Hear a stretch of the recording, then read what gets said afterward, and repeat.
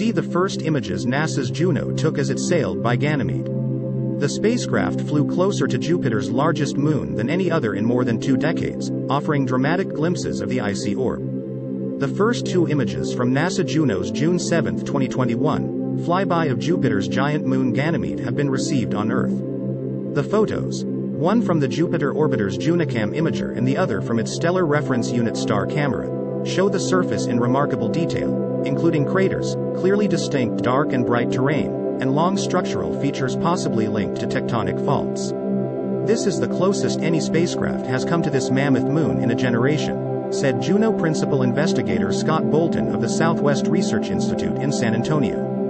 We are going to take our time before we draw any scientific conclusions, but until then we can simply marvel at this celestial wonder. Using its green filter, the spacecraft's JUNOCam visible light imager captured almost an entire side of the water ice-encrusted moon. Later, when versions of the same image come down incorporating the camera's red and blue filters, imaging experts will be able to provide a color portrait of Ganymede.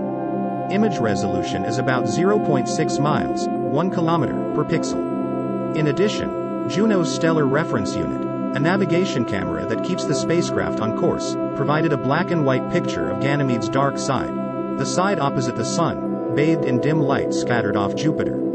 Image resolution is between 0.37 to 0.56 miles, 600 to 900 meters, per pixel. The conditions in which we collected the dark side image of Ganymede were ideal for a low-light camera like our Stellar Reference Unit, said Heidi Becker, Juno's radiation monitoring lead at JPL. So this is a different part of the surface than seen by JUNOCam in direct sunlight.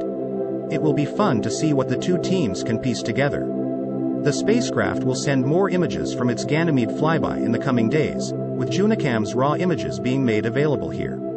The solar-powered spacecraft's encounter with the Jovian moon is expected to yield insights into its composition, ionosphere, magnetosphere, and ice shell, while also providing measurements of the radiation environment that will benefit future missions to the Jovian system. For daily video updates, subscribe to Only Facts.